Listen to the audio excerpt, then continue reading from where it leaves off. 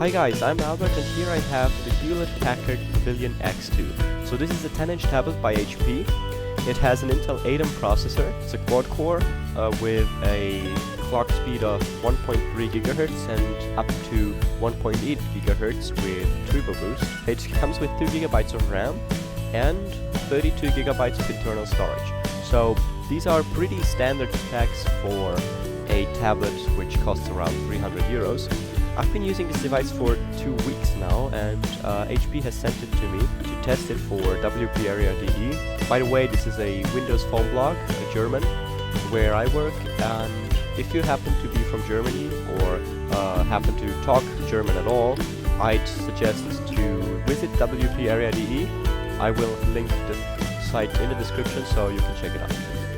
So let's now talk about the design, which is really important when talking about an HP device, because they have not really been known for good designs in the past. So their tablets and notebooks have basically been always thick and heavy and ugly and round, and they have never had a great taste in design, I must admit.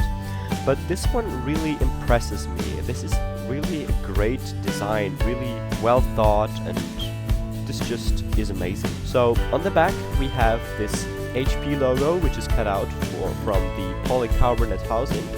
The polycarbonate is actually quite okay, so it's not the premium feel you get on a Lumia smartphone, for example, but it's really good and it's matte, so it has this matte finish, and it is actually quite thin. So from the bottom to the top it is getting thinner.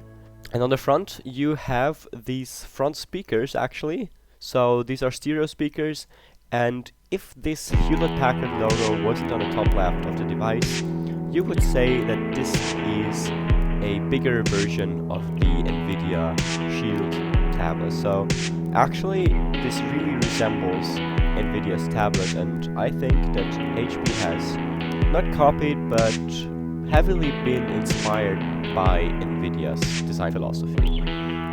Talking about the design, I want to just show you the ports here.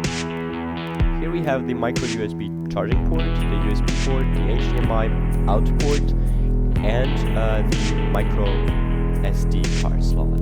Here's the Windows button and the volume rockers, and on the top we have this on-off button. And on the other side you have this 3.5mm headphone jack. So that's about it. So this was the design of the tablet. Let's now take a look at this flip cover.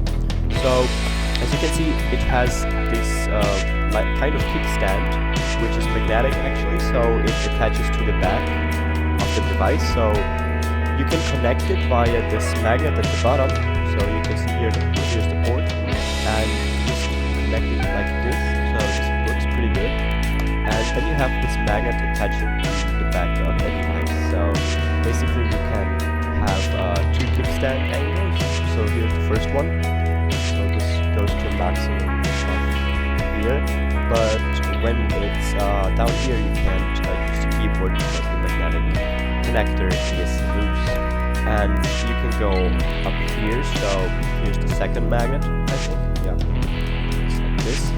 And then you have like this magnet, which is pretty complicated. So let's take a look at performance and software. So this is of course a low-end tablet, so you can't expect all the programs Windows offers are able to run, but looking at the programs in the Windows Store, you can basically run every one of them. So Metro apps will run fluid and without any problem. As you can see with the weather app, it starts pretty fast, it should start at least, and this is no problem. And even games like Halo and GTA San Andreas and Riptide GP2 run without any problem, so this is really not a big deal for the tablet.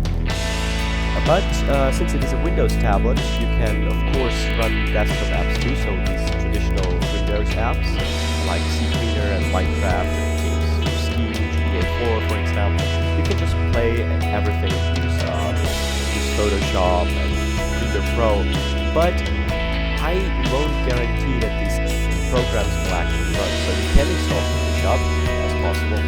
but you can't really use it. So you can take an HP image, which is 1280 with 800, and put a watermark on it. So this is what you can do with Photoshop. But don't expect this tablet to be 3D modeling, the apps like Visual Studio or playing games like P4.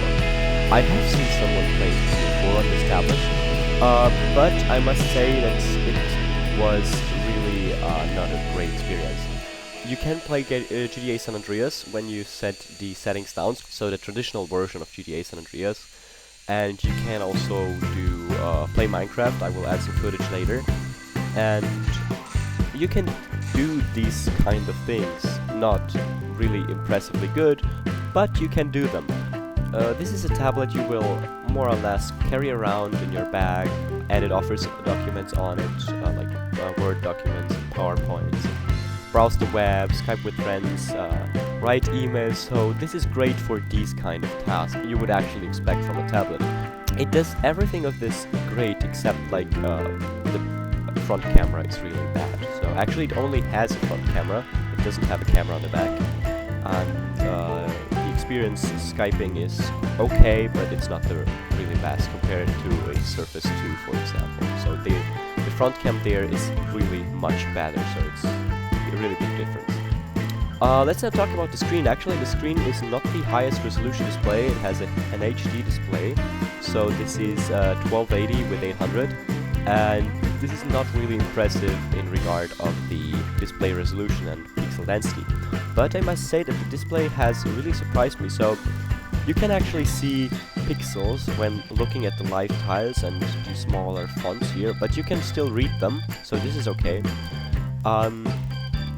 But what really impresses me about the screen is actually the color reproduction. When you look at it, you can see that these colors are all bright and they're realistic and natural and well saturated. And this is really impressive for a tablet that costs around 300 euros. Even the blacks are impressive for an IPS display. And I must say that the blacks are better than on my 2011 MacBook Pro, which is an i7 version. So this is like 1/10 of the price of the MacBook, and it has still a really good screen, actually comparable to the MacBook screen. Battery life. Battery life is okay. You get up around 8 hours browsing the web, watching videos, playing some games, and editing Office documents. So this is actually quite good. So what impressed me about the battery life of this tablet is that you can just close the lid, turn off the display, and leave it for 3 days. Then you open it up and you lost like 10% at a maximum. So this is really impressive. So you just open it up, and 3 days later you still have enough battery to just check your mails and edit some documents, or even make a call on Skype. So this is really good, and this has really impressed me actually. This is really good for a tablet. So Windows tablets have never been monsters in regard of battery life, and this isn't too. 8 hours from a tablet is not impressive, just compared to the iPad or Nexus 9, so they have really other dimensions of battery life. So overall, I really think that this device is great. I wouldn't expect to play LoL or World of Warcraft or any of today's games like Assassin's Creed Unity or GTA 5 when it's coming out, so you won't be able to do this. But if you're searching for a tablet under 300 euros, and I hope that HP will lower the price from 319 euros to under 300, then this is really a great device, so you should really think about it and consider it when buying a 10-inch tablet.